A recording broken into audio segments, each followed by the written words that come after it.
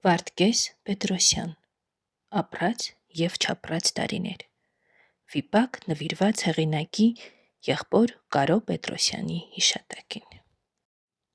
Անձրև չէր գալիս տկտկացողը գրամեքենան էր, որի առաջ նստած մարդը կլիներ երևի 33-34 տարեկան սենյակը փոքր էր և գրամեքենայի ձայնը սովորականից բարձր էր թվում, իսկ մարդը ծխում էր Լուսամուտը դեռ վտանգավոր էր բացել, թեպետ մայիս ամիսն էր, երկնքում արև կար, ծառերին ինչ-որ կանաչ փոշի։ Մի ժամ անընդհատ մարդը նույն բանն էր մեքենագրում, նույն չափսի սպիտակ թղթերի վրա և որովհետև անուշադիր էր, սխալվում էր հաճախ, բարկանում, մի տառի համար պատռում թուղթը, նորից սկսում։ Դրսում համարյա երեկո էր։ Լուսամուտը նայում էր բակին,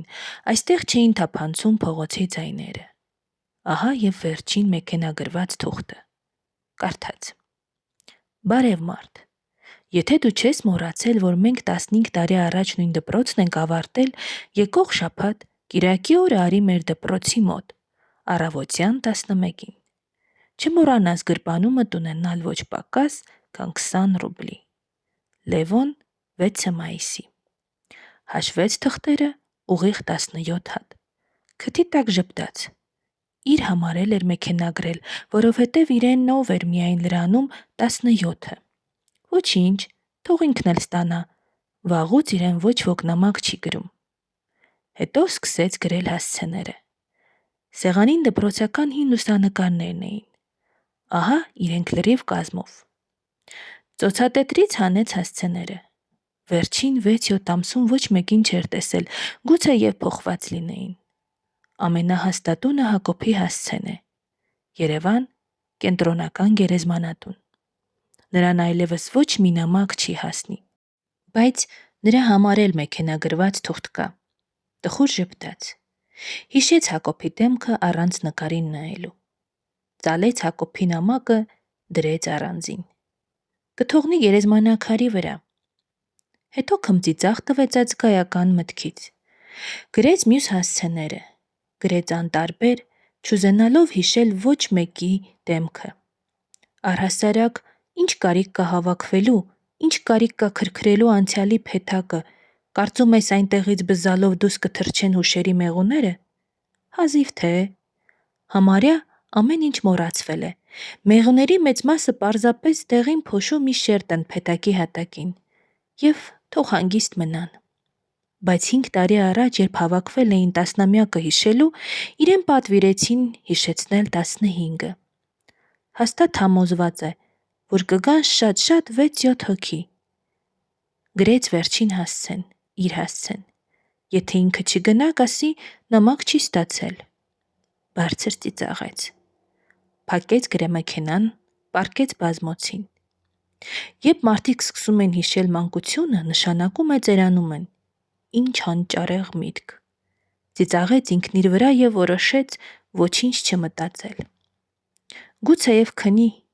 մինչև տպարան գնալը։ Իր ակնարկն է տպվում, ուզում էր անպայման կարդալ վերջին անգամ։ Փակեց աչքերը։ Բայց մարդ մի՞թե աչքերով է քնում։ Ուզում ես անգամ կարիր մարդու կոպերը։ Մեկ է, երբ միտքն արթուն է, չի օգնի։ Դարձյալ հանճարեղ միտք։ Հետո հիշեց, որ կարելի է երաժշտություն լսել։ Գրասեղանի վրա լուռ բազմել է մագնիտոֆոնը։ Նման է բամբասկոտ կնոջ, մի կոճակը սեղմեցիր, վերջ, փրկություն չկա։ Գուցե սենյակը հավաքի։ Այսպիսի անորոշ վիճակում դա ամենահարմար զբաղմունքն է։ Մի հայացքով մոտ բերեց իրերը։ Չէ, չարժե։ Դեռ մի քանի օր կարելի է այսպես թողնել։ Խմելու բան չկա։ Գուցե զանգահարի մեկնումեկին։ Հեռախոսի թելը երկար էր։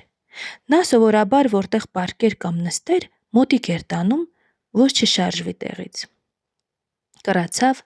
հավաքեց համարը։ Աշոտ։ Ասա Լևոն, ինչ ես անում։ Կինո եմ նայում հեռուստացույցով։ Շատ երկար բառ է։ Բայց հայերեն է։ Իսկ բորդոյ, օրինակ, գեղեցիկ բառ է, բայց հայերեն չէ, բա։ Ծիծաղեցին։ Ուրեմն զբաղմունք ունես։ Բաղմունք չունեմ, հեռուստացույց ունեմ և կին, որը պատրաստվում է գիտնական դառնալու։ Ալինան։ Բայելով, գնացել է փիլիսոփայության դասին։ Իր նման 2 թե 300 հոգի կա։ Բոլորն էլ գիտնական են դառնալու։ Ես էլ երեխաներին եմ պահում, մինչև փիլիսոփամաման տուն գա։ Ճաշեցե՞լ ես։ Վառեցի։ Դե լավ, լսիր, այդ 300-ից մեկը չկա, որ Ալինան հաջողեցնի ինձ համար, ես էլ եմ ուզում ճաշեցել։ Գժվել ես, ամփոփեց Աշոտը։ Երևի քնել էր։ Արթնացավ հեռախոսի զանգից։ Երկար գլխի չէր ընկնում, որտեղից է գալիս ձայնը։ Բարձը դրել էր հեռախոսի վրա։ Տպարանի հերթապահն էր։ Խմբագիրը շտապ կանչում է, կատաղած գոռում է հեռախոսով, հը։ Գալիս եմ։ Երևի գրածը չի հավանել, բայց դրա համար հազիվ թե գոռա, կամ գուցե կռվել է կնոջ հետ, կամ վերևում են վրան խոսել։ Չգիտես ինչու, պատկերացրեց Աշոտի կնոջը Ալինային գերմանացի փիլիսոփա Հեգելի հետ թևանցուկ Երևանի կենտրոնական ունիվերմագում։ Իդեալիստ Հեգելը մոտենալով վաճառասեղանին երևի կասի մետավորապես այս ոգով. Դուք ունեք վերարկուի իդեա։ Ոչ, իսկ գլխարկի բացարձակ իդեա։ Ալինան պարզ է, կբացատրի։ Պրոֆեսորը վերարկու եւ գլխարկ է ուզում։ Վերարկու եւ գլխարկ ունեք։ Երևի կասի վաճառողուհուն։ Վերարկու եւ գլխարկ ունենք, ասաց վաճառողուհին։ Իսկ իդեաներից զզվել ենք։ Ինքն էլ է զզվել, կասի Ալինան։ Ցույց տվեք այդ վերարկուն։ Լևոնը հայելու մեջ լեզու ցույց տվեց ինքն իրեն, հետո ծեծաղեց զվարթ ու անհոգ։ Հեգելն ու Ալինան պարզվում է, որ շատ ուրախ մարդիկ են եղել։ Բոլոր ծրարները գրպանը դրեց։ Ճանապարհին փոստարկ կգցի, բացի Հակոբի ծրարից։ Ինչու է կանչել խմբագիրը։ Ինքը գրել է մի երիտասարդ բժշկի մասին, որն ասում են հրաշքներ է գործում, եթե իհարկե հրաշքներ դեռ հնարավոր են այս ձանձրացած հողի վրա։ Տեսավ բժշկին վիրահատության պահին, խոսեց, կարդաց նրա ստացած մի քանի նամակը ապաքինված հիվանդներից։ Թվում էր, թե բավական է։ Կար ժամանակ, որ ինքը բավական չէր համարի, կգնար նրանց տուն, կխմեր նրա հետ, կվիճեր, կկռվեր, կգտներ նրա մտերիմներին, սիրած աղջկան և նոր միայն կգրեր կամ չէր գրի։ Ինչ կարիք կար այդ ամենը։ Մի կերպ ձգեց փողկապը։ Դա ով է հնարել։ Կարծես թե մարդուն լարելու, նրան սանձած պահելու քիչ միջոցներ կան։ Հագավ պիջակը։ Կարելի է գնալ։ Լույսը հանգցրեց։ Փողոցում իրոք որ մայիս էր։ Դա ոչ այնքան ծառերից էր երևում, որքան մարդկանցից։ Լևոնը ժպտաց իր կողքից անցնող երևի 17-18 տարեկան մի աղջկա։ Աղջիկն էլ ժպտաց, ու երկուսն էլ անցան։ Լևոնը ետ նայեց, տեսավ, որ աղջիկն էլ է ետ նայում։ Օհո, բայց շարունակեց ճանապարհը։ Երևի ծերանում է, եւս մի ապացույց։ Ինչ որ մեկը հենց քթի տակ առաջարկեց վարդեր գնել։ Իսկական են, քանաքեռի, հա, որ քանաքեռի է լավը կլինի, անտարբեր ասաց նա, տուր մի 200 գրամ։ Նոր տեսավ մարդու դեմքը, որ ավելի կարմիր էր, քան վարդը։ Երևի խմած էր, երջանիկ մարդ։ Հետո ձեռքը տարավ գրպանը, փող հանեց։ Ճանապարհը շարունակեց վարդը ձեռքին, կարծես ժամադրության էր գնում։ Հիշեց, որ հանդիպելու է խմբագրին, որը վարդն էլ կհամարի կապիտալիզմի մնացուկ։ Գուցե խմի մի 100 գրամ։ Մտավ սուրճարան, կուլ տվեց մի բաժակ արևագույն հեղուկ։ Արևագույն։ Զզվանքով կրկնեց այդ ածականը։ Ամեն բանի ինչ որ հավելում կա։ Բոլոր բառերը առանձին վերցրած կորցրել են իրենց իմաստը։ Ածական է հարկավոր։ Մեկի մասին ասում են. լավ մարդ է։ Կարծես թե քիչ է մարդը։ Բարի մարդ է։ Կարծես թե քիչ է մարդը։ Թու, էլի սկսեց փիլիսոփայել։ Իսկ խմբագիրն այնտեղ հիմա կատաղել է։ Արագացրեց քայլերը։ Վարդը մնացել էր սրճարանում։ Ոչինչ, մեկնումեկը կվերցնի։ Ահա եւ տպարանը։ Բոլոր պատերին կապույտ կամ կարմիր տառերով գրված էին զանազան կոչեր, լոզունգներ։ 20-ական, 30-ական թվերին էին գրվել։ Հայերեն, ռուսերեն, ադրբեջաներեն։ Քրդերեն չկա, հա։ Քրդական թերթը վերջերս է բացվել։ Աջ ու ձախ քայլում են նույն մրոտ հոգնած կերպարները, որ տեսնում է Ահա 8 տարի։ Բարև, Սամսոն քեռի։ Սամսոնը 7 երեխա ունի, դրա համար օրը 14 ժամ է աշխատում։ Երբեմն քնում է, մեծ մասամբ աշխատանքի ժամերին։ Հանկարծ շոշափեց գրպանը։ Վարդերից մեկը մնացել էր։ Գտա սրբագրուհուն։ Տգեղ աղջիկ է, ով պիտի նրան վարդ նվիրի։ Որտեղ է իր մեր տղա։ Տանը։ Ինչ էիր անում։ Պառկած մտածում էի։ Հետո զանգահարեցին, որ տպարան գամ։ Հագա շորերս, ճանապարհին ժպտացի մի աղջկա, վարդ առա Սուսաննայի համար։ Շնորհակալ եմ, ասաց Սուսաննան։ Ձեռ ես առնում, ասաց խմբագիրը։ Ում։ Խմբագիրը չէր կարող ասել ինձ, դրա համար էլ կուլ տվեց մի ամբողջ վանք։ Նրա ձեռքին կարմիր հաստ մատիտ կար, աչքերի տակն էլ կարմիր էին, կարծես նույն մատիտով էր ներկել։ Նյութդ հանել եմ։ Դրա համար եք կանչել։ Ինչու։ Որովհետև ինքդ էլ չգիտես, թե ում մասին ես գրել։ Երբ չես իմանում, ավելի լավ է ստացվում։ Խմբագիրը շատ հոգնած էր ու դեռ պիտի մածուն ճարեր որևէ խանութից։ Չես էլ հարցնում, ինչու եմ հանել։ Խմբագրին ինչու հարցը չեն տալիս, մանավանդ գիշերը տպարանում։ Սրամտությունը թող, քո այդ հրաշ բժիշկը կապված է իր բուժքույրերից մեկի հետ։ Քաղկոմում նամակ կա, ինքն էլ 2 երեխա ունի։ Բուժքույրը։ Չէ, հերոսդ։ Դրա համար եք հանել։ Քիչ է։ Խմբագիրը մտածեց, որ ոչ մի խանութում այժմին մածուն չի ճարի, եւ Արմանը նորից կասի, որ ինքը դժբախտ է։ Քիչ է։ Ես գնացի ու շարժվեց դեպի դուռը։ Խմբագիրը ձայն տվեց. Մի քիչ սպասիր, ես էլ եմ գալիս։ Լավ։ Դուրս եկավ տպարանի բակը։ 4-5 ավտոմեքենա կար կանգնած։ Բարև, Քերոբ։ Քերոբը նստած էր մեքենայի ղեկի մոտ եւ դռնակը բաց էր թողել։ Նա դարձյալ սափրված չէր եւ ինչպես միշտ ծխում էր երկար սև մուշտուկը դեղնած ատամների արանքում։ Բարև։ Նստեց Քերոբի կողքին։ Քերոբի երկար կիսադեմը եգիպտական փարավոնի արձանի բեկոր էր թվում։ Խանգարում էին միայն աչքերը, որ փայփլում էին հիվանդ, բայց կենդանի մի տեսակ տենդոտ։ Լևոնը գիտեր, որ Քերոբը գիշերներն է աշխատում, որովհետև ցերեկներն էլ ինչ որ ուրիշ տեղ գործ ունի։ Ատամների արանքում վառվում էր ծխախոտը, հոնքերի ու այտոսկրերի արանքում աչքերը։ Ծխախոտը շուտով կհանգչի, կարելի է նորը վառել, կարելի է ուրիշից ուզել, իսկ եթե աչքերը հանգչեն, էլի փիլիսոփայից։ Բայց նա հաճախ էր մտածում Քերոբի մասին, երբ է քնում այդ մարդը, կիրակի օրերին։ Այդպիսի մարդիկ շուտ են մեռնում, երևի քնի պակասը լրացնելու համար։ Տխուր ժպիտով երբեմն մտածում էր Լևոնը եւ ամեն անգամ ուզում էր ավելի երկար խոսել նրա հետ։ Քերոբը խուսափում էր։ Եթե ազատ է, ավելի լավ է քնի։ Քերոբ, երեխեքը ո՞նց են սովորում։ Սովորում են։ Ասում եմ ո՞նց։ Ես մի քիչ քնեմ էլի, հիմա կգա։ Փակեց աչքերը։ Այդպես նա ավելի էր նմանվում եգիպտական փարավոնի։ Քերոբ, թող էլի հիմա կգա։ Բարկացած է։ Ինձ ինչ։ Քերոբը նորից փակեց աչքերը։ Երևի լավ տղա է այս Լևոնը, իրեն միշտ ձեռքով է բարևում ու երբեք չի հարցնում, թե ինքն ինչպես է պահում երեխաներին, ում ինչ գործն է, ով ինչով կօգնի։ Հետո քնի մեջ հիշեց հանկարծ, որ մեքենայի յուղը քիչ է, համարյա վերջացել է, իսկ դեռ պիտի քաղաքը ոտի տակ տան մածուն ճարելու։ 3 թոռնիկներ տուն եկել, մեծ աղջկա տղան Արայիկը։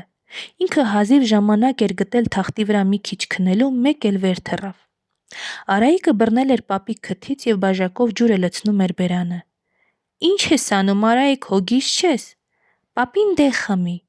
Նա 2 օր առաջ տեսել էր իրեն դեղ խմելիս եւ ահա։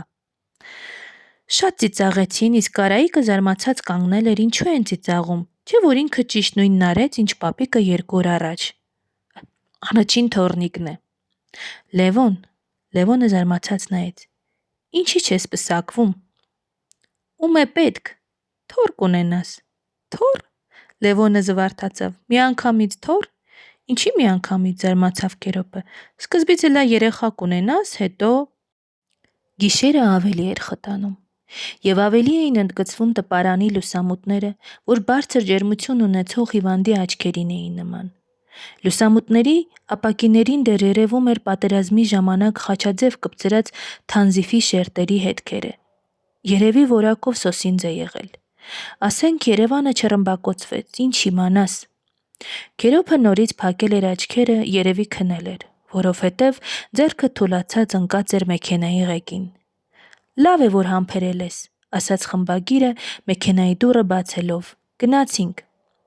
Քերոբը նույնիսկ չբացեց աչքերը, միայն աջ ոտքը շարժվեց, հետո մատները ճանկռեցին մեքենայի ղեկը։ Այս ճանապարհը նա անգիր գիտեր, ձեռքերի և ոչ մի շարժման ուղեղն ու աչքերը չէին մասնակցում։ Ով էր ավելի շատ մեքենան թե Քերոբը։ Լևոնը նայեց ժամացույցին, 11-ն է։ Մածուն չես ճարի։ Խմբագրի հետ նա դրսում միշտ դույով էր խոսում։ Օպերայի մոտի խանութը 11:30 է փակվում, Լևոն։ Հոգնած եմ, հետո էլ դու ես մեղավոր։ Ես, ինչի։ Որ բժիշկդ չլիներ, հիմի մածունը ճարած կլինեի։ Լևոնը նայեց խմբագրի հոգնած կիսադեմին։ Մութի մեջ տեսավ նրա մի աչքը։ Աչքի տակի կարմիր գիծը հիմա սև էր երևում և նման էր մատիտով քաշածի։ Լևոնին խմբագիրը թվաց ավտոմեքենայի թիկնակին ջրաներկով ներկած մի կերպարանք, որ կարելի է հեշտությամբ ջնջել, կարելի է հեշտությամբ լրացումներ, ուղումներ անել։ Լևոնին այդ մտապատկերը ճնշեց։ Ավելի լավ էր քիչ առաջվա խմբագիրը, որի մատների մեջ կարմիր մատիտ կար, աչքերի մեջ բարկություն և միտք։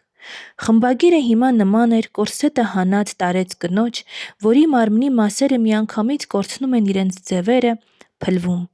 Լևոնը չէր սիրում թույլ տղամարդ, ինչպես և չէր սիրում ուժեղ կին։ Իմ բժիշկը կարգին մարդ է, չոր ասաց Լևոնը, սպասելով հակահարձակման։ Նա պարզապես ուզում էր արթնացնել խմբագրին իր թմբրից, ուզում էր, որ նա էլ հիմա նորից գոռա, աղմկի։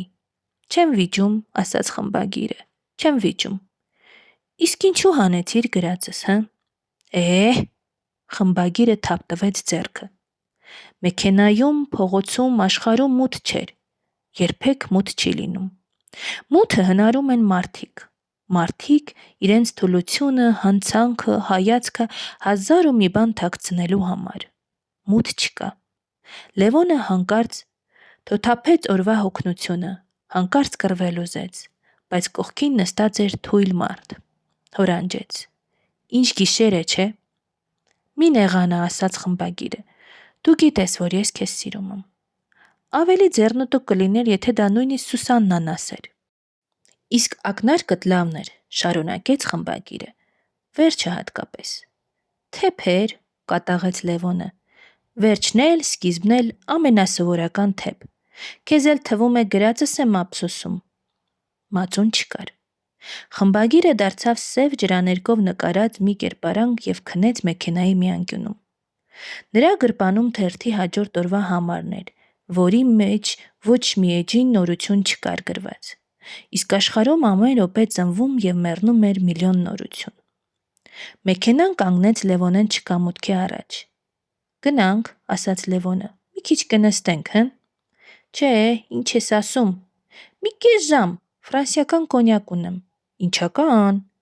Լևոնը ծիծաղեց։ Ֆրանսիական, շշի վրա Նապոլեոնի նկարն է։ Նկարը հեչ, ասում ես իջնեմ։ Կզանգահարենք, կասենք թերթն ուշանում է, նոր նյութ ենք ստանում։ Խմբագրի մի ոտքն արդեն մայթին էր։ Մի կես ժամ ասում ես։ Մի շիշ կոնյակ է, ուտելու բան էլ չկա։ Մի րոպե։ Նա մոտեցավ պատի փոստարկղին և ծրարները ներս գցեց։ Նամակները կքնեն այս գիշեր, իսկ առավոտյան ճամփա կընկնեն։ Անասելի տխրությամբ նայեց կապույտ մետաղե արկղին։ Դե, գնանք։ Խմբագիրներ, Լևոնը մոռացել էր նրա մասին։ Գնանք։ Առաջին բաժակը խմեցին անխոս։ Լավն էր, ասաց խմբագիրը։ Ինչ նամակներ էին։ Ընկերներով պետք է հավաքվենք, դպրոցական ընկերներով, մի շաբաթ հետո։ Լավ է։ Ինչը, կոնյակը, հարցրեց Լևոնը։ Չէ, որ հավաքվում եք։ Մեր տղաներից 4-ս ենք կենդանի մնացել։ 41 թվին դպրոցը վերջացրեցինք։ Առանց Լևոնին նայելու մի բաժակ էլ խմեց։ Աղջիկներն էլ հիմա տատիկներ են, ում հետ հանդիպես։ Լևոնը զգաց դիմացինի տխրությունը։ Հազվադեպ է, երբ մարդ զգում է դիմացինի տխրությունը։ Այս անգամ զգաց։ Այս մարդն էլ եղել է 16 տարեկան, ինքն էլ է եղել։ Ինքը հիմա 33 տարեկան է։ Այս մարդը 33 տարեկան էլ է եղել, հիմա 42 տարեկան է։ Ինքը Լևոնը 42 տարեկան չի եղել, կլինի ինչ իմանաս։ Արմա ինչ զանգը արեցինք։ Ոչինչ, խմբագիրը թափտվեց ձեռքը։ Ոչինչ, մածուն էլ չարարե։ Ոչինչ, այս անգամ ձայնի մեջ բարկության շեշտ կար։ Ոչինչ։ Լևոնը ուրախացավ, հետո զղջաց։ Ինչ կարիք կար։ Մի բաժակ էլ խմեցին, խմբագիրը միանգամից Լևոնը կումկում։ Փոքր է սենյակդ։ Երևի, ասաց Լևոնը։ Ուզում ես զանգահարեմ, աղջիկներ կան, կխմենք, զրույց կանենք, հը։ Խմբագիրը նայեց տարօրինակ ու զարմացած։ Աղջիկներ, պատկերացրեց նա։ Երևի ջահել կլինեն, գեղեցիկ, կգան, կլցնեն սենյակը իրենց աչքերով, իրենց ծիծաղով, կխմեն, լավ կլինի, կմոռանա տպարանը, կնոջը, մածունը, որ չճարեց։ Եվ ասաց. խելքդ թռցրել ես, ինչ է, ինձում տեղն ես դրել։ Ինչպես կուզես, ասաց Լևոնը, իսկ աղջիկների հետ կարելի է նաև զրուցել կամ օրինակ հաշվել աստղերը։ Եվ ոչ այն, ինչ քո մտքով անցավ։ Իսկ ինչ անցավ իմ մտքով։ Չգիտեմ, Wolf Messing-ը չեմ, մտքերդ չեմ կարդում։ Կխմես, չէ։ Խմբագիրը այս անգամ էլ միանգամից դատարկեց բաժակը։ Շշի վրա Նապոլեոնի նկարն էր։ Կայսրը երևի երբեք չէր մտածի, թե կոնյակի էտիկետ կդառնա։ Իսկ մի քանի օր առաջ, երբ Լևոնը գյուղ էր գնացել, տեսավ, որ 5 գերեզմանատան տեղը վարել են։ Մնացել էր միայն մի քանի քար կղզու նման, թողել էին մեջտեղում։ Երբ երեխա էին, այդ գերեզմանատան քարերի մեջ պահմտոցի էին խաղում։ Շատ էին քարերը, հասարակ, շքեղ, ջնջված տառերով։ Հիմա վարել են, կաղամբ կամ լոբի կցանեն, գուցե կարտոֆիլ։ Լևոնը այն ժամանակ տխրեց այդ քարերին նայելից, բայց հիմա հանկարծ հասկացավ, որ վարած գերեզմանների համար չի տխրել, այլ մանկության։ Եթե վարել են, ուրեմն շատ տարիներ են անցել։ Իսկ Նապոլեոն Բոնապարտը ժպտում էր շշի վրայից։ Հո չնեղացար, հարցրեց խմբագիրը։ Որտեղից ես ճարել կոնյակը։ Այ խմելու բան է, հա։ Փարիզում մի ընկեր ունեմ, նա էր ուղարկել, ասաց Լևոնը։ Փարիզում նա ընկեր ուներ եւ կոնյակ նա իրոք ուղարկել էր, բայց վաղուց խմել էին։ Ֆրանսիական շշի մեջ նա պարզապես լցրել էր 3 աստղանի կոնյակ։ Լևոնը անասանելի տխրությամբ նայեց նրա դատարկ բաժակին։ Ասում էր լավն է, հա։ Լավն էր, բայց դու նեղացար։ Չէ, ինչ ես ասում, ուղղակի ուրիշ բան հիշեցի, մեր գյուղի 5 գերեզմանատունը վարել են։ Վարել են։ Ըհը։ Լավ հող է եւ հետո գերեզմանատունը վաղուց հիշող չկար, հիշողներն էլ են մեռել։ Տխուր բան ես ասում։ Խմբագիրը թաղվեց բազկաթոռի մեջ, ներս քաշեց ծուխը, երկար ժամանակ լռեց։ Լևոնը նայեց ժամացույցին, միացրեց ընդունիչը։ Տեսնենք մերոնք ոնց են խաղացել Կիևում։ Ընդունիչը հաղորդում էր, որ երկրի հյուսիսում փչում են Թույլից մինչև Չափավոր քամիներ։ Ուշացանք։ Իսկ խմբագիրը դեռ մտածում էր գերեզմանատան մասին, որ վարել են։ Տարիներ հետո իր գերեզմանն էլ կվարեն, ինչ իմանաս։ Իրար վրա խմեց 2 բաժակ։ Ինչ որ թմրություն զարթնեց ուղեղում, դա հաճելի էր։ Մոռացնում էր շատ բան, հարցեր, կասկածներ։ Դու ինչ չես հասկանում, դարավ նա Լևոնին։ Անունդ էլ գրող ես դրել, բայց չես հասկանում։ Նա համարյա հարբած էր։ Դու կարծում ես ես չեմ հասկանում։ Ես պատերազմ եմ տեսել, շատ բան եմ տեսել, շատ բան։ Դա արդեն ամենաահավորն էր։ Լևոնը զգաց, որ նա հիմա կոճակ կսկսի քանդել իր սրտի օձիքը, կսկսի բացատրել իրեն, դրա համար էլ ասաց. կխմես, կոնյակ էլի ունեմ։ Չգիտեմ, ասաց խմբագիրը, շշի մեջ մի քիչ կա։ Իսկ դու մարդկանց աշխատիր ճանաչել ամեն կողմից։ Նա երևի արդեն քանդել էր սրտի մի կոճակը։ Քեզ թվում է, ես չոր մարդ եմ, հուզվել չգիտեմ, լավն ու մատը չեմ տարբերում, վախկոտ եմ։ Թե դու լինեիր իմ տեղը, նա խմեց վերջին բաժակը, հը։ Լևոնը ոչինչ չասաց։ Մենակ թե մի նեղանա, ասաց խմբագիրը։ Լևոնն ասաց, որ չի նեղանում։ Գնամ, ասաց խմբագիրը, ուշ է, դուրս մի գա, չկարծես հարբած եմ։ Ընդունիչը ասաց, որ կհաղորդեն գործիքային թեթև երաժշտություն։ Երաժշտությանն էլ են վերնագիր դնում, կշռում են, կարծես պանիր կամ միս է։ Կարծում են մարդիկ չեն հասկանում, ծանր է թե թեթև։ Բարի գիշեր, ասաց խմբագիրը, կոնյակդ լավն էր։ Լևոնը հանվեց, պառկեց մահճակալին, մոտ բերեց հեռախոսը, հավաքեց համարը։ Այն կողմում լսափողը երկար ժամանակ չէին վերցնում։ Ի վերջո, լսում եմ ով է, Լիլիթ, բարի գիշեր Լիլիթ, աննորմալ, կինը դրեց լսափողը։ Հետո նա հավաքեց Աշոտի հեռախոսի համարը, Ալինան վերցրեց։ Ես եմ Լևոնը։ Ինչպես է, Հեգելի համար վերարկու վերցրեցիք ունիվերմագից։ Ու՞, Ալինան զարմացավ, Հեգելի, աննորմալ, դրա համար ես զանգել։ Հա, Արայիկն ինչ բանի է։ Ալինան ծիծաղելով դրեց խոսափողը։ Պարապում է, մի խանգարիր, լվացք եմ անում։ Երկու աննորմալ ստանալ նույն երեկոյում շատ է, մտածեց Լևոնը եւ լույսը հանգցրեց։ Շրջան ես գնում մի օրով, ասաց քարտուղարուհին։ Խմբագիրը կանչում է։ Որ շրջանը։ Լավ է, Ռուբենին էլ կտեսնի, վաղուց չի տեսել, կխոսեն։ Պատերազմի տարիներին մի անգամ Ռուբենը դասի եկավ շարֆ կապած, շարֆ էր։ Սովորական շարֆ, քերին էր ուղարկել Գերմանիայից։ Դասարանում ոչ ոք շարֆ չուներ։ Հենց այդ օրն է Ռուբենին դասից դուրս արին։ Վահիկի վերարկուին թանաք էր լցրել։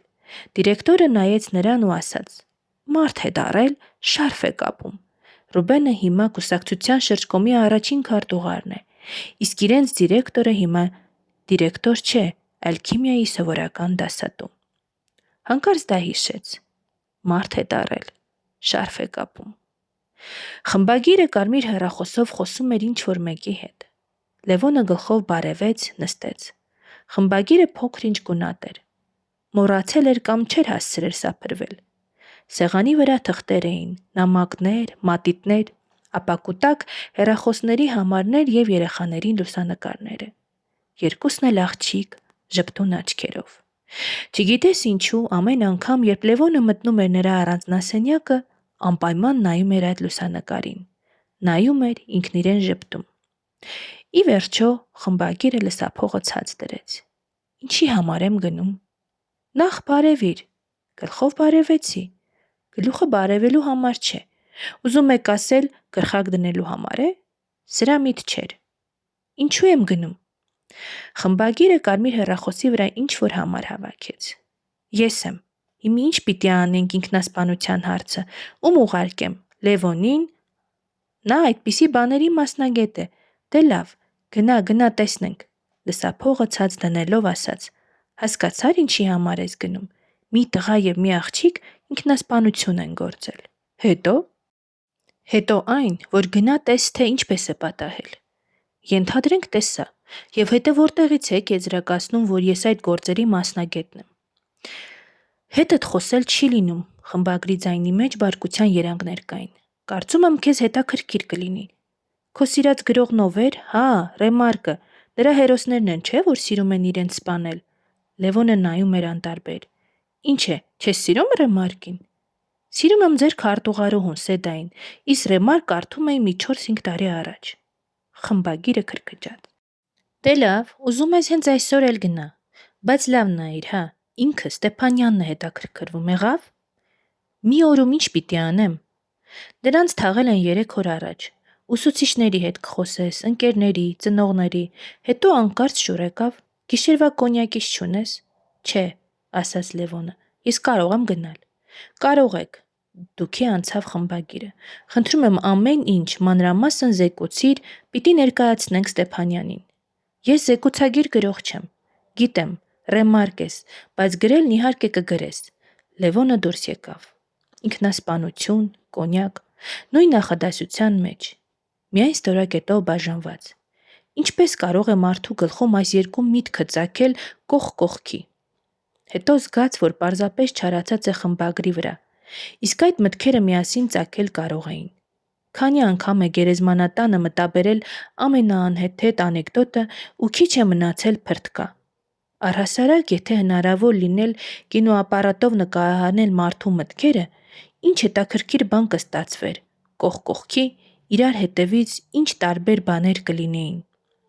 Հանկարծ պատկերացրեց այդ կինո ժապավենը, թեկուզ մարդու մի օրվա մասին, թեկուզ ըստ այդ կինոնկարի մարդիկ իրար շատ նման կլինեին, որովհետև դա կլինի իսկականը, ինչ մտածում են։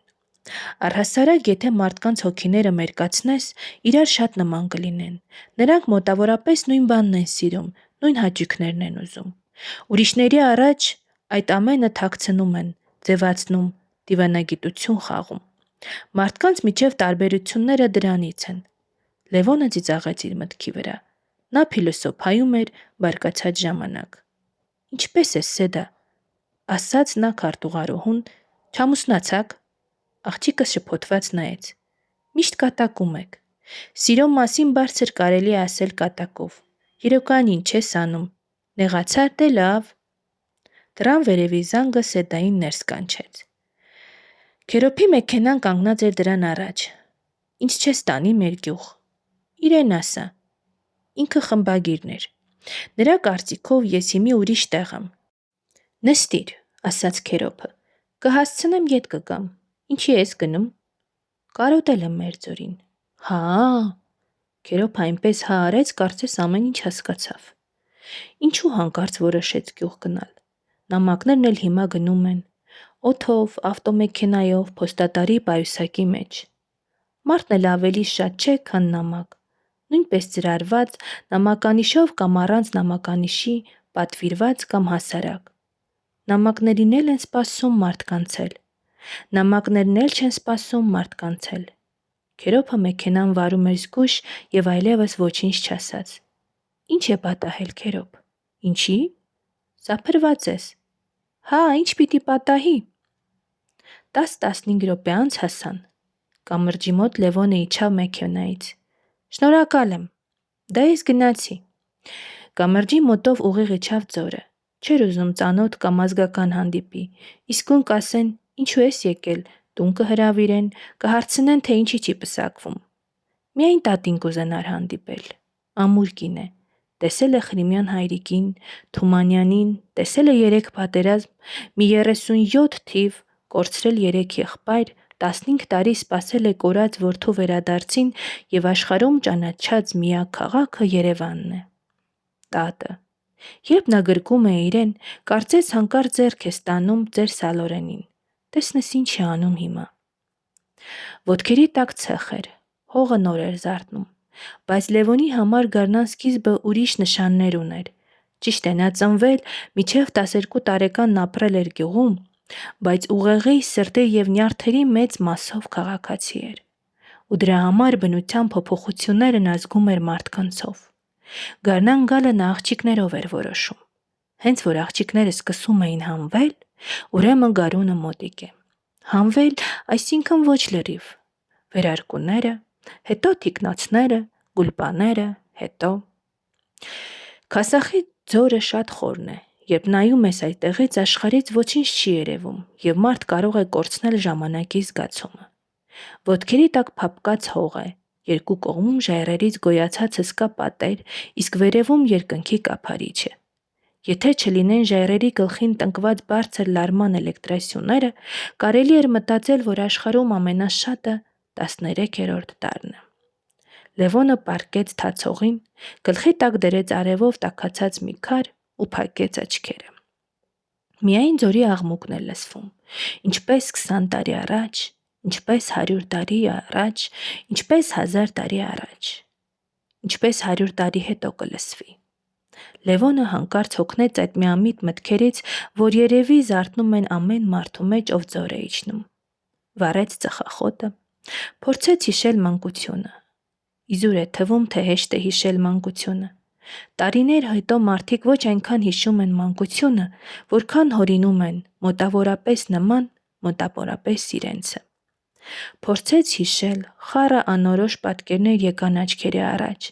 բայց դրանք ավելի շատ կինոյի կադրեր էին նման,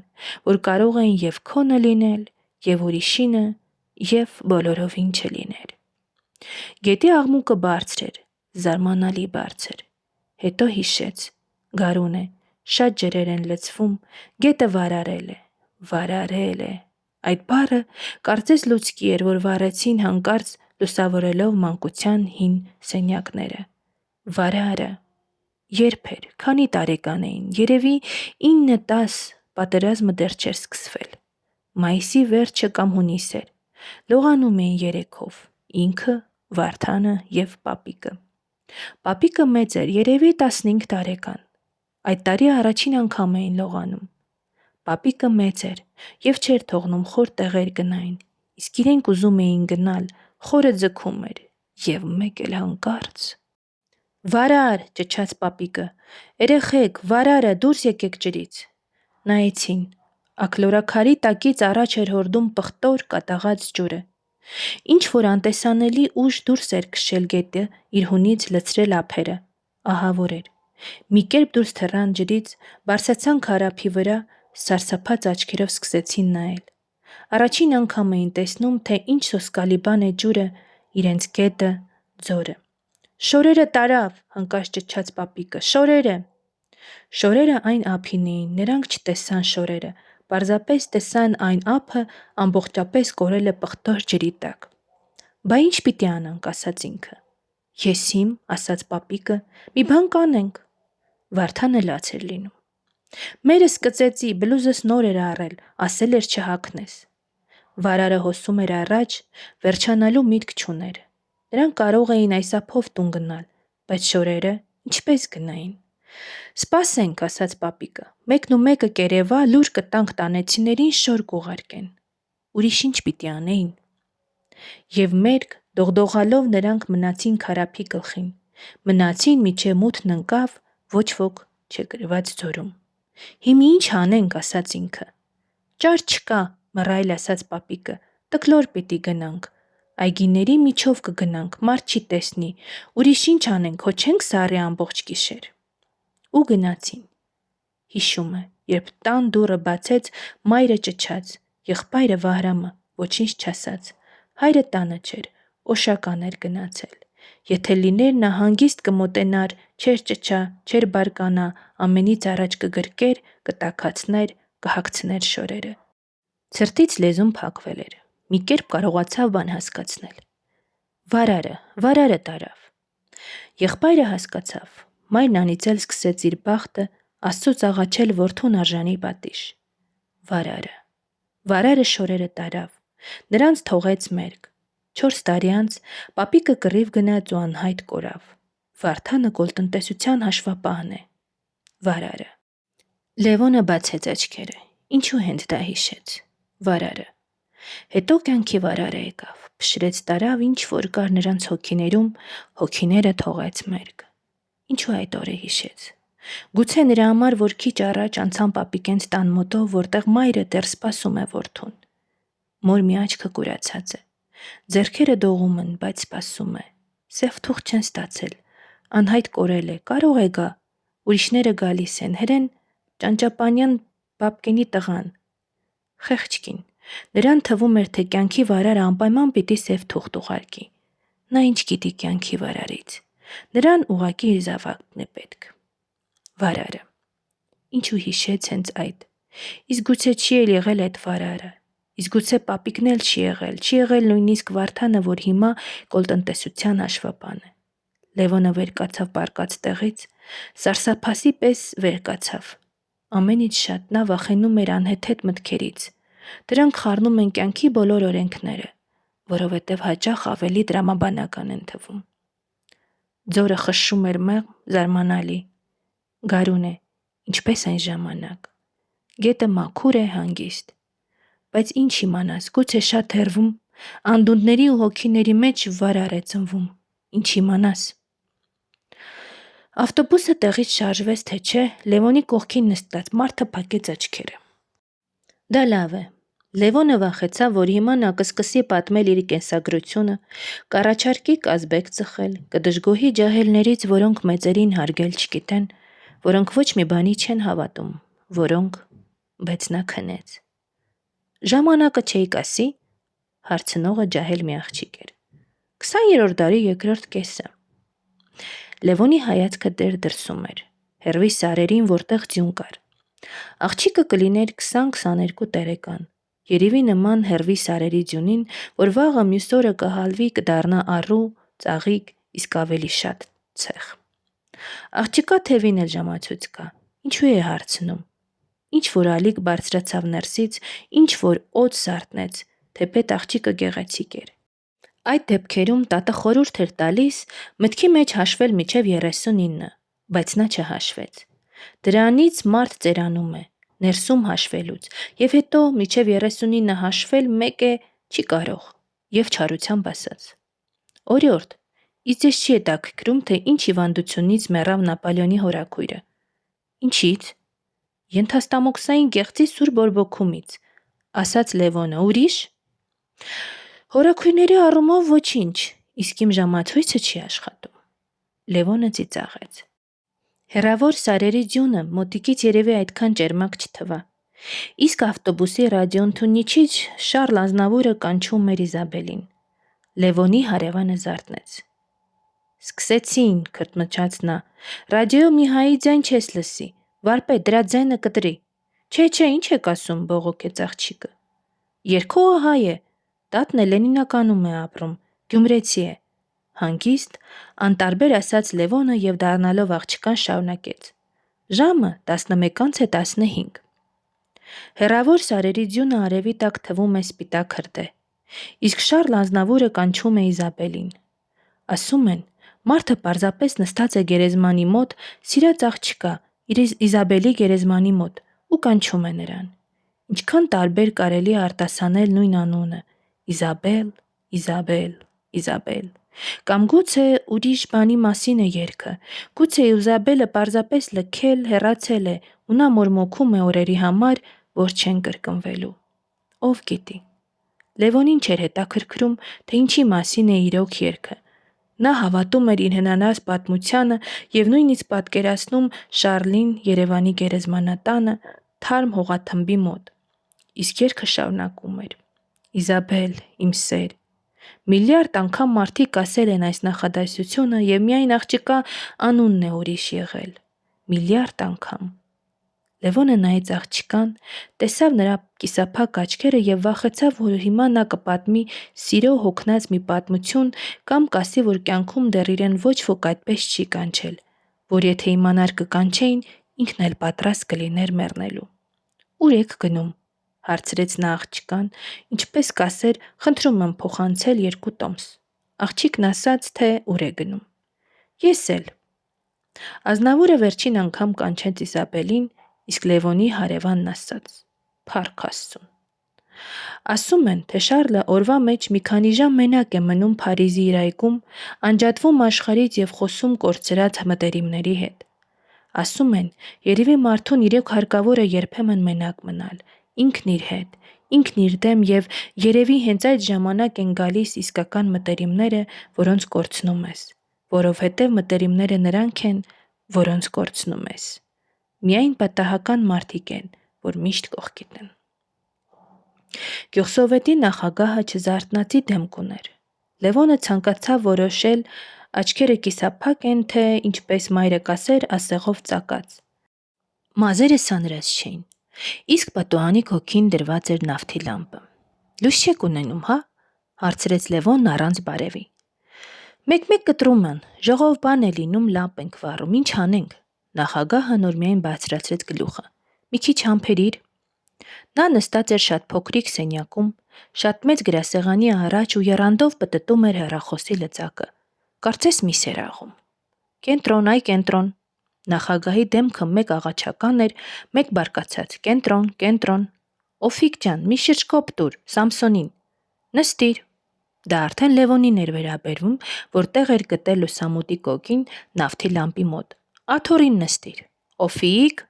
Վայ ես ձեր տեխնիկա ասողին, էլի կտրվեց։ Այսպիսի հեռախոս Լևոնը վերջին անգամ տեսել էր Չապաև կինոնկարում։ Իսկ նախագահի աչքերը բաց կապույտ էին։ Սեղանին գրիչ կար, թանաքաման, իսկ պատին նախագահի գլխավերևում ինչ որ հին նկար։ Լևոնը երևի փոքր-ինչ երկար նայեց նկարին, Չկարողացավ որոշել ով է, իսկ նախագահը մի աչքով նրան էր նայում, մի աչքով հեռախոսի նախնադարյան ապարատին։ Օֆիկ, այ Օֆիկ։ Հունվարին նոր նկար կառնենք, փողը փոխանցել ենք։ Օֆիկ, նորից սկսեց պտտել լծակը։ Հետո հանկարծ միանգամից զզվեց. Դե արի աշխատի ես հեռախոսով։ Երևանից ես։ 30 թվին հեռախոսը միայն շրջկենտրոնում կար։ Լևոնն ասաց այն, ինչ ամեն օր իրեն սերնդի երեսով են տալիս։ Երևանից եմ, թերթից։ Նոր եկաք։ Նախագահը հանկարծ դուքի անցավ։ Ավտոբուսով, Գյուղսովետի մոտ է կանգնում։ Բա ոնց է։ Լավ է։ Գործուղման թուղթ կկնքեք, չէ։ Գնում եք, զարմացավ նախագահը։ Հետո հանկարծ կարծես ինչ-որ բան հիշելով, ձեռքը մեկնեց սեղանի վրայով, ինչպես հեռագիր կմեկներ։ Պապիկյան Բենո։ Հետո ուղեց. Բենյամին։ Լևոն, ասաց Լևոնը, կարող է գիշերով գնամ, մեկ էլ ձեզ չտեսա։ Հա, վաղն էլ շրջկենտրոն են կանչելու։ Խեր, շար։ Դպրոց պիտի գնամ։ Դպրոց։ Ուրեմն երեխեքի համար եք եկել։ Երեխեքի, քմծիծաղ տվեց Լևոնը։ Խայտառակվեցինք, առավոտն է դատախազներ էստեղ, ասում են Մոսկվայից էլ պիտի գան, մի մատ մեղր դառանք, որ Մոսկվայից էլ գան։ Ինքը պիտի գա, հանկարծ լուրջ ասաց Լևոնը, պատին նկարն ակնարկելով։ Երևի Գյուղսովետ էլ կմտնի։ Լավ է, նկարը կտեսնի, մի քիչ կփափկի, ու գլխով արեց պատի կողմը։ Բենո կամ Բենյամին Պապիկյանը միանգամից ձեռքը տարավ դեպի զինվորական գոտին, որի ճարմանդի վրայի աստղը չկար, երևի երեխաներն էին թռցրել։ Նա գոտին մի անցք առաջ տարավ, ձգեց, ուղեց բլուզը, որ վիետնամական էր, ու հետաքրքրությամբ նայելով Լևոնին ասաց. Ոնց թե, ընկեր Թելմանը։ Ինչ Թելման, զարմացավ Լևոնը, իսկ Մոսկվայից գալու մասին կատակարեցի։ Պապիկյանը կարծես առաջին անգամ նայեց նկարին։ Շաբաթ օրը, այսօր ինչ օր է, չորեքշաբթի, հա, շաբաթ օրը բերեցի պահեստից։ Կաբինետում որ նկար չլինի, ինչ։ Փառնակը թե Թելմանի նկարն է, Էրնեստ Թելմանի։ Հետո էլ պարզեցավ, թե Թելմանին տեսել է ձեռքով բարևել։ Ով է փառնակը։ Գերի է եղել։ Իսկ բացի դրանից, մեր հաշվապահը, ասում են 125 գիրք է կարդացել։ Կարդացած կլինի իհարկե, Գերմանիայից ուրիշները շոր բան էին բերել, սա 5 չամադան նկար էր բերել ու գրքեր։ Թուղթը տուր տեսնեմ է։ Լևոնը մեկնեց գործուղման վկայականը։ Պապիկյանը շատ լուրջ վերցրեց, երկար շորոմուր տվեց, երևի ռուսերեն դժվարանում էր կարդալ։ Հետո բացեց գրասեղանի դարակը, կնիքը հանեց։ Կնիքը շատ մեծ էր ու ժառանգություն էր մնացել երևի 20-ական թվերից, այս Գյուսևոտի առաջին նախագահից։ Լևոնի մտքով անցավ աշխարհի ամենաշաբլոն միտքը։ Այս կնիկն ինչքան բան կպատմեր, եթե խոսալ սովորեր։ Պապիկյանը մեծ արժանապատվությամբ կնիքը թանաքոտեց համապատասխան բարձիկի վրա, հետո մոտեցրեց բերանին, սկսեց արագ արտաշնչել։ Որտեղ պետք է կնքեմ։ 2 ամիս է նախագահ եմ, առաջ ակումբում էի, վարիչ։ Շնորհավորում եմ։ Լևոնը ցույց տվեց, թե որտեղ պիտի կնքի։ Այստեղ էլ ստորագրեք։ Հետո հարցրեց. Գյուղում վանք կա։ Բա ոնց, դպրոցի բակում։ Փառնակն ասում է 1000 տարվա վանք է, բայց երևում է նկարի պատմությունը տատանել է նախագահի հավատը, այսինքն ինչ իմանաս, առաջ պահեստ էր։ Երևի դպրոցն է վանքի բակում, կծեց Լևոնը։ Էդպես որ ասիր, ճիշտ ասիր, մեղմացավ նախագահը, հետո մի քիչ մտածեց. Տուն չմտնենք, դպրոցը հոչի փախչի, էնա վանքի բակում։ Վերջին միտքը նա հաճույքով կրկնեց. Սոված կլինես, տիկուշը մի բան կսարքի, հավ շատ ունենք, լավ արախ կա, հը։ Լևոնը անըմբռնելի քնքշանքով նայեց Պապիկյանին, տեսավ նրա դեմքի ծալքերը, խորշումները, կարծես նրա 4-րդ դասարանի տղան հոր դեմքին է փորձել գրչածայրը լավ չի գրել ու նա խզմզել է երկար բարակ։ Տեսավ նրա կոշտ, ասես կարմիր տուֆից սարքած ձեռքերը, չկտրած եղունգները, մտավ նրա գրասեղանի դարակը, որտեղ երևի 2-3 թուղթ կլինի շրջկենտրոնից ստացած, 1-2 դիմում, որոնց ձախ անկյունում նա քիչ հետո երևի կմակագրի կարմիր մատիտով։ Դուրս գրել 8 մանետ, օգնություն, իբրև բազմազավակ մոր։ Լևոնը նայեց, մտածեց, ժպտաց, հետո նայեց պատի նկարին, չժպտաց։ Հետո գործուղման թուղթը ծալեց դրեց գրպանը։ Հը, ասաց Պապիկյանը, այսինքն տուն գնում ենք, տիկուշը հավը եփում է, արա խմում ենք, թե չէ։ Իսկ Լևոնը ասաց. Գիտես ում նկարը կպցրու։ Նա արդեն դույե էր անցել։ Հովհաննես Թումանյանի։ Թումանյանի։ Ապրեք երեխեք, բայց մեզ պես չապրեք, հը։ Ափսոս, անուշ Սարի ծաղիկ։ Պապիկյանի դեմքը երանություն էր արտահայտում։ Գրախանութում վայ թե չլինի, հետո մտածեց. Երևանից բերել կտամ, կամ փառնակը կունենա, հը։ Դե ես գնացի։ Լևոնը ձեռքն առավ թղթապանակը։ Շուտ վերջացրեցի վայ թե գամ, կհարցնեմ, տունը ցույց կտան։ Ցույց կտան։ Ու ժպտաց գոհ։ Բա ոնց։ Լևոնը դուրս եկավ գյուղսովետից։ Բակում այամայի լռություն էր, որին կարոտ են աշխարհի բոլոր քաղաքաբնակները եւ որից զզված են բոլոր գյուղերում։ Ոչ ոք չկար։ Բակի միակ շնչավորը մեծամիտ միաքաղաղ էր, որ դեսուդան էր անում, երևի կեր փնտրելով կամ ընկերուհի։ Նախ երևի կեր։ Լևոնը նայեց աքաղաղին, որը նրան չնայեց։ Հետո նայեց կորացած տներին, երկնքին, որի վրայից ասես հենց նոր իջել էր գյուղի ներկարարը, որին պահեստից միայն մի գույն էին տվել՝ սպիտակ։ Նայեց հատուկեն ծառերին, որ այդ ամայության մեջ թվում էին սխալ, թվում էին մոռացված մեկնումեկի կողմից, որ հիմա ուր որ է, կհիշի, կվերադառնա հանելով հողից կտանի ու կլինի լրիվ իսպանական ամայություն։ Դպրոցը երկհարկանի սպիտակ ներկված շենք էր, որ վարագույրի պես կախվել էր եկեղեցու առաջ, բայց քանի որ շատ բարձր չէր, տանիքի վրայից երևում էր եկեղեցու գմփեթը։ Երևում էր նաև խաչը, որ չէին հանել։ Տաթևիկը, ավտոբուսի աղջիկը, ֆրանսերենի դասատու պիտի լիներ մոտիկ գյուղերից մեկում։ Պիտի սովորեցնի, որ փոքրիկ գյուղացիները կարդան Բալզակ, գուցե Ապոլիներ, կարդան Ռոբերսպիերի նամակները։ Հիմարություն։ Տաթևիկը արդեն եկող տարի ետ կգնա տուն, իսկ երեխաները նրան կհիշեն երազի պես, որ քայլում էր իլիկի պոչ թվացող կրունկների վրա,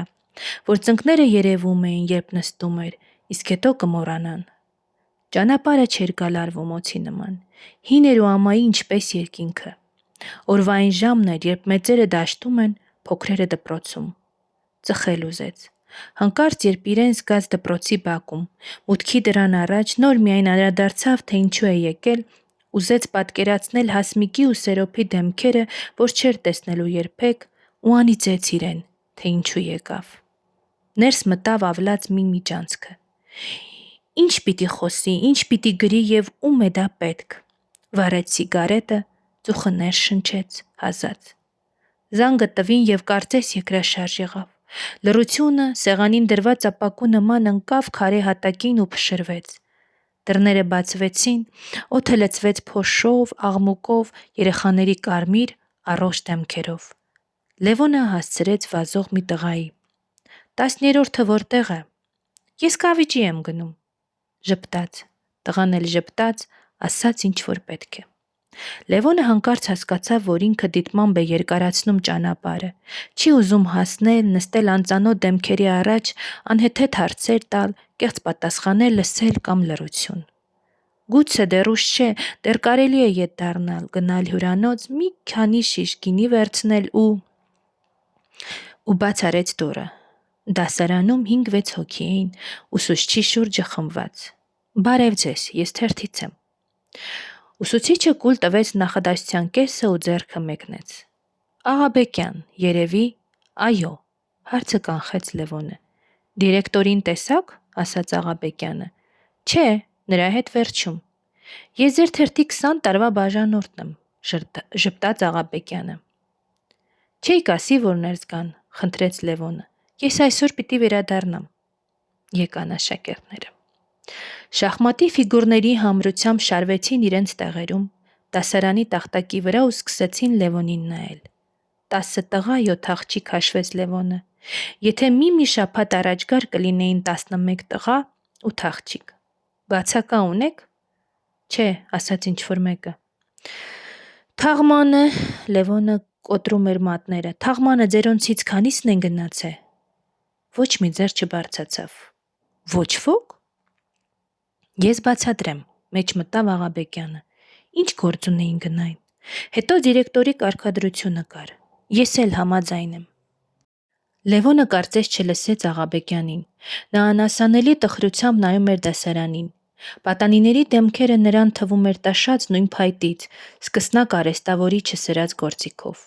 երբ խոսեց, նա ոչ մեկի չէր ուղղում իր ասածը, հենց այնպես, բարձրաձայն տխրում էր, ափսոսում, կասկածում: Ուրեմն սովորել եք իրար հետ, մեծացել և չեք գնացել վերջին անգամ տեսնելու: Ես ինչ խոսեմ ձեզ հետ, ինչի մասին, ինչի համար: Լևոնն իր առաջ աչքեր էր տեսնում, միայն խռիվ, չսանրած մազեր և ուսեր, որ ասես փլվում էին, ոչ ոք նրան չէր լսում: Իսկ ինչու չգնացիք: Ես արդեն ասացի, նորից Աղաբեկյանն էր, իրենք թող ասեն: Լռություն, ու հանկարծ Լևոնը վեր կացավ: Սա ինչ հիմար հարցաքննություն է, վերցրեց թղթապանակը, կխոսի դիրեկտորի հետ ու հայդա, ինքը զեկուցագիր է գրելու, այդքանը բավական է: Ես գնացել եմ, վերջին շարքից կանգնեց մի տղա: Լևոնը նայեց նրան, ինչպես փոքր եղբորը կնայեր: Ես գնացել եմ, հետո ինչ: Դու: Աղաբեկյանը սուր նայեց տղային: Ես էլ, կանգնեց մեկ ուրիշը: Ուրիշ ոչ ոք, միայն երկուսը: Լևոնը հետագայում էլ դժվարանում էր հիշել, թե ինչպես, որ խոսքից հետո հանկարծ քանդվեցին քարկա պնկած լեզուները, մամլակի տակից դուրս պրծան տափակած զգացումները, բայց պատանիները խոսեցին, պատմեցին: Սերոբն ու Հասմիկը նստում էին նախավերջին շարքում, 7-րդ դասարանից միասին էին, 2 շաբաթ առաջ նրանց բաժանեցին: Հասմիկը շարադրություններ էր գրում Սերոբի համար, Սերոբը լուծում էր նրա երկրաչափության խնդիրները: Սերոբն իհարկե կարող էր ինքնուրույն շարադրություն գրել, իսկ Հասմիկը մենակ էլ կլուծեր խնդիրները, բայց այդ դեպքում ինչ պատճառով նրանք երկար նստեին կողք կողքի և հետո չէին կարող նամակ գրել իրար կամ խոսել ամենագլխավորի մասին: Ուրիշ, մի անգամ Սերոբը ծեծել էր Եղիշին, որ ֆիզկուլտուրի դասին մի տեսակ էր նայել Հասմիկի մեծ սրունքներին: Այդ հիմա, եղածից հետո են մտածում, որ Հասմիկի համար էր, այն ժամանակ… Բայց մի անգամ նրանց տեսան ձորում, բարձր խոտերի մեջ, կողք կողքի: Ով տեսավ, ով լուրի կծիկը գյուղամեջ գցեց, հիմա էլ ոչ ոք չգիտի և ամեն ինչ եղավ արագ, կատաղի, հանկարծ, ինչպես իտալական կինոնկարներում, կծիկը բացվեց, թելը երկարեց, բարակեց: Մի քանի օր հետո Սերոբի մայրը աղբյուրի մոտ տեսավ Հասմիկի մորը և սկսեց առանց նախաբանի, թե լիրբ է աղջիկդ, ինչի ես սպասում, մարդու տուր, իրապեսները քիչ են: Հասմիկի մայրը նախ գունատվեց, հետո էգ առյուծի պես վրա հասավ, բռնեց նրա սպիտակող մազերից ու…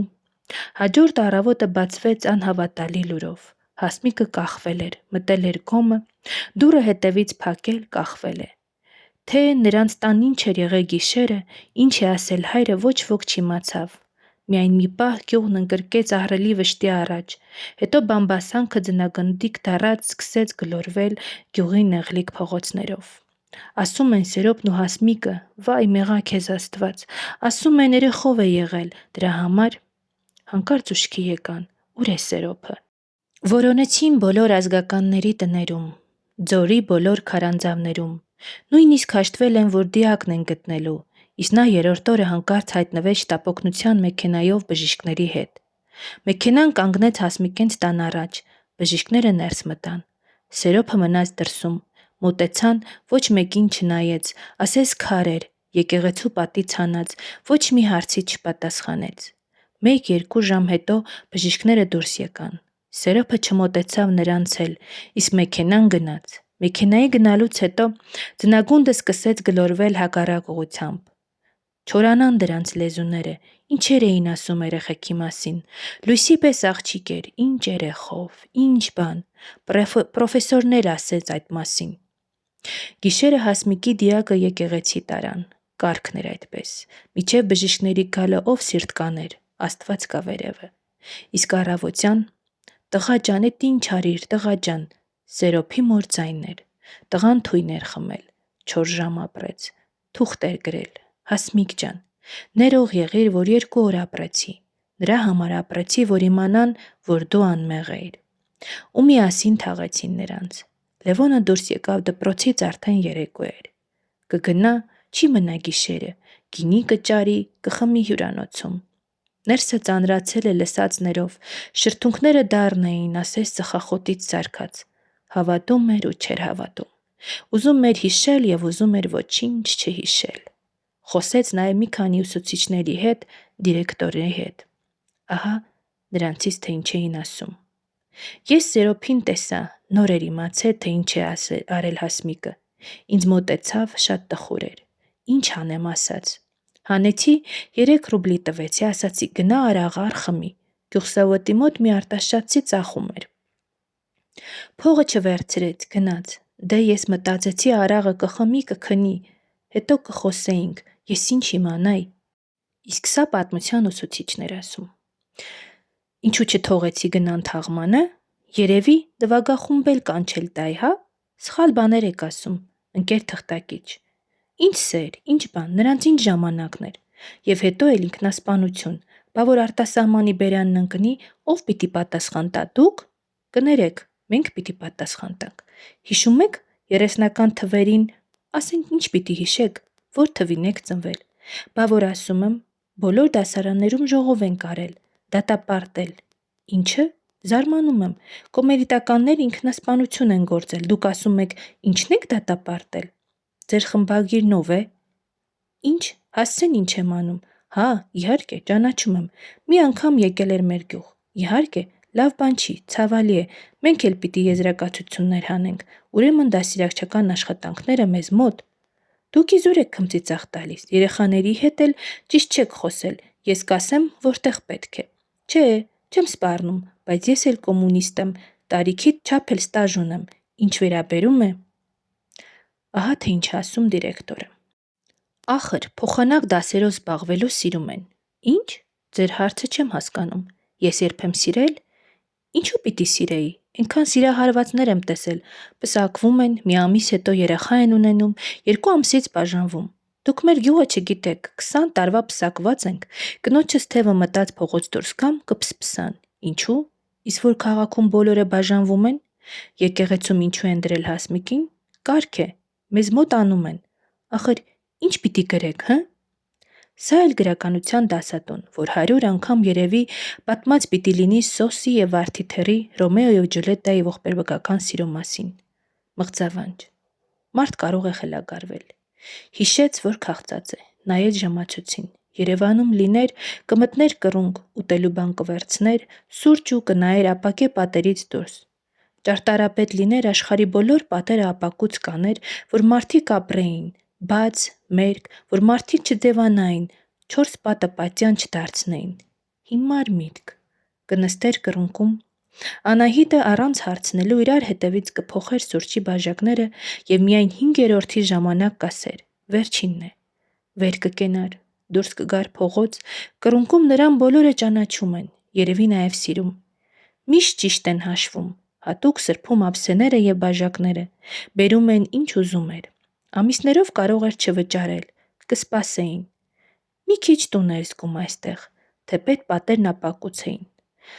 հանկարծ հիշեց մի անգամ շատ էր խմած, գնաց եղբոր Վահրամենց տուն, որտեղ մայրն է, խմեց էլի մի քանի բաժակ, թթուկ երավ, իսկ երբ կացավ որ կա, հետո պատմել են իրեն այդպես, մորը կանչեց, թե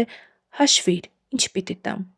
հետո երբ ուրիշները պատմում էին ու ծիծաղում, սրտում ծանրանում էր քարի պես մի բան, որ անուն չունի, գյուղի փողոցը նման էր գյուղի փողոցի, արդեն մտնում էր և ամայություն չկար, երևում էին մարդիկ, սայլեր, բեռնատար մի քանի մեքենա խրվել էր ցեխի մեջ, իսկ մի էշ կանգնել էր փողոցի կենտրոնում ու չէր գնում առաջ, վրայի տղամարդու ոտքերը շատ երկար էին ու Լևոնը հանկարծ հիշեց իրենց գյուղացի Օհաննեսին, որի ոտքերն էլ երկար էին և որի տակից մի անգամ էշը գնացել էր, իսկ ինքը չէր իմացել այդ մասին,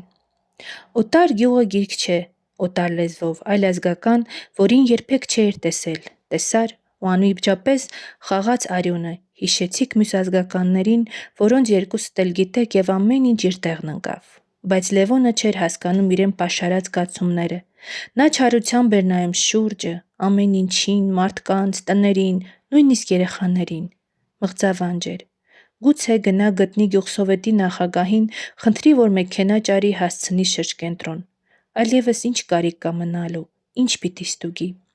Մութը վրա էր տալիս, գյուղի փողոցը նմանվում էր իմպրեսիոնիստական նկարի։ Լևոնը փորձում էր ինչ-որ բան հասկանալ այս անըմբռնելի պատմությունից, որին կնախանձեին աշխարհի բոլոր սենտիմենտալ գրողները։ Պարզապես նստիր գրամեքենայի առաջ ու տկտկացրու ինչպես որ եղել է։ Պատրաստ է առնվազն 100,000 ընթերցող, հիմնականում 16-ից 20 տարեկան։ Գրաքննադատներն էլ իհարկե կգրեն, որ այդպիսի դեպք անհնար է մեր օրերում։ Հենց իրենց թերթում հոդված լույս կտեսնի, որը համոզիչ օրինակներով կապացուցի, թե հեղինակը առաջնորդվել է ոչ թե մեր լուսավոր կյանքով, այլ զոռ է տվել իր հիվանդ երևակայությանը եւ այլն եւ այլն։ Չէ, դեռ շատ բան կա հասկանալու այս պատմության մեջ, ոչ թե գրելու, այլ սեփական հոգու համար։ Կքնի գյուղսովետի նախագահի տանը, միջև կեսգիշեր կխոսեն, լավ մարդ է, կպատմի իրենց պահեստապետ Փառնակից, որ տեսել է Էռնեստ Թելմանին կամ Էռնեստ Հեմինգուեյին, մեկ է, կուտի տանտիրուհու եփած հավը։ Նախագահը ցույց կտա 20-ական թվերին ստացած իր պատվոգրերը, երևի նարդի կխաղան, հետո կքնի, գլխի տակ տանտիրուհու ասեղնագործած բարձը, երազում կտեսնի տատին, որ դժգոհում էր իր բոլոր աղջիկներից ու հարսներից, կամ կթվա ընկերներով հավաքվել են Սևանում, եկել է նաև Հակոբը, որ 6 տարի առաջ էր մահացել։ Չէ, չի մնա, հենց հիմա կգնա շնչկենտրոն, ոտքով կգնա, մի ճանապարհ է, չի կորցնի, կքնի հյուրանոցում, պարզ է սոված կմնա։ Իսկ առավոտյան հայտա Երևան։ Տների առաջ նստած էին մարդիկ, ինչպես Պրոշյանի վեպերում։ Լևոնը քայլում էր դանդաղ, ծխում էր։ Չէ, այնուամենայնիվ պիտի գտնել Պապիկյանին, քանի մութը լրիվ չի գրավել գյուղը։ Ու նա հարցրեց հենց առաջին պատահածին. Գյուղսովետի նախագահի տունը ո՞րն է։ Բենոյի, ինքը հրեն աղբյուրի մոտ։ Աղբյուրը քիչ այն կողմ էր, իսկ Պապիկյանը դեռ հեռվից ընդառաջ եկավ։ Ես էլ մտածեցի, թե գնացել ես։ Ուզում եմ։ Նրանք քայլեցին ճանապարհով, որ կամաց-կամաց դուրս էր սողում գյուղից, եւ Լևոնը հարցրեց, թե ուր է տանում ճանապարհը։ Հանգստարան, ասաց նախագահը։ Հանգստարան, այսինքն գերեզմանատուն։ Գնացին։ Գերեզմանատունը սկսվեց միանգամից։ Առաջին տապանակարի կեսը մտած էր առվի մեջ, որ արտը բաժանում էր հանգստարանից, տապանակարի տառերի մի մասը ջնջել էր ժամանակը, իսկ մնացածը մութը, ոչինչ չէր կարդացվում։ Լևոնը հանկարծ տեսավ, որ իրեն քայլում են գերեզմանակարի վրայով, ուրիշ ելք չկա։ Քարերն ընկղմված էին հողի մեջ, մոտեցած միացած իրար, մաշված երկանքի պես։ Կային նաև տապանակարեր, որոնց սուր ծայրերը դեռ չէին ծածկվել հողով, եւ այդ սուր ծայրերն էին միայն հիշեցնում քարերի ինչ լինելը։ Հին է ձեր գերեզմանատունը։ Հին է, ասաց Պապիկյանը, նորը մի քիչ են կողմն է։ Որ թվի քար կա, չգիտես։ Ասում են 1440-ի, Փառնակն է ասում։ Դարձյալ Փառնակը, գյուղի ակադեմիան, հանրագիտարանը, գրբացը Մարգարեն։ Ցույց կտաս։ Մութա, հետո էլ ես չեմ տեսել։ Տեղ-տեղ իրար միացած, հողի մեջ ընկղմված տապանակարերը թվում էին պարզապես տուֆաբեկորներ, եւ Լևոնը մտածեց, որ երևի այդպես են գոյացել շատ քարհանքեր, որոնք հետո կտրում են նորից, դարձնում շենքի կամ գերեզմանի քար, աստիճան կամ աղբյուր։ Հիմար մտքեր, որ պարտագիր են գերեզմանատներում, որ հռհռում են մարդկանց առօրյա հոգսերի ու կրքերի վրա, մանավանդ հույսերի։ Երևացին նաև նոր շիրմաքարեր, իրարից բաժանված մետաղյա ցանկապատերով։ Էս են, ասաց Պապիկյանը։ Ինչը։ Երեխեքի գերեզմանները։ Լևոնը նայեց կողքի բարձրացած հողաթմբերին, որոնց տակ հասմիկն ու սերոպն են։ Շիրմաքարերին ծաղիկներ կան, դաշտային պարզ ծաղիկներ, ուրիշ ոչինչ։ Եկող տարի երևի տապանակարեր կլինեն, գյուղի քարտաշը տառասխալով կփորագրի, աստ հանգչի եւ կշարունակվեն սերոփի եւ հասմիկի չապրած տարիները։ Կշարունակվեն երկար, կտևեն դարեր, մինչև որ այս գերեզմանատունն էլ կանցնի գետնի տակ ու հողը կքարանա։ Լևոնը քայլեց առաջ։ Նոր գերեզմաններն ավելի շուտ վերջացան, իսկ այս կողմում բաց դաշտն էր։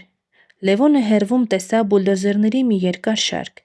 հետո ուրիշ մեքենաներ, հետո ֆիննական մի քանի տնակներ, որոնց լուսամուտները ողողված էին էլեկտրականությամբ։ Ինչ է, Փորում են, ատոմային կայան պիտի սարքեն, ասաց Պապիկյանը։ Մի անգամ ես ու նախագահը գնացել ենք, Երևանից էլ մարդիկ էին եկել։ Էլեկտրակայան, հա, ձեռ ես առնում, նեղացավ Պապիկյանը։ Ատոմային, ասացի։ Ինչ տարբերություն կա, որ։ Եսիմ, մեր ֆիզիկայի դասատուն մի անգամ բացատրեց։ Իբր թե դու չգիտես, իսկ փառնակն ինչ է ասում։ Ասում է Գերմանիայում շատ կար։ Պառավները վախենում են, ասում են ռակը դրանից է։ Ես ինչ իմանամ, իս շրջկոմի քարտուղարն ասում էր, թե մեծ պատիվ է շրջանի համար, որ վստահել են։ Իսկ դու ինչ կասես։ Ես։ Լևոնը նայեց մութի մեջ փաթաթված Պապիկյանին, հետևում մնացած գերեզմաններին, հեռվում շարված բուլդոզերներին և ոչինչ չասաց։ Ետ դառան։ Նորից անցան գերեզմանների միջով, հետո գերեզմանների վրայով ու լուսավոր պատուհաններով գյուղը թվաց մի ամբողջ մոլորակ, որ կորցրել էին ու գտան։ Լևոնը հորանջեց այդ մտքից, իսկ Պապիկյանն ասաց. հաց ուտենք ու քնենք, նարդին մնաց հետո։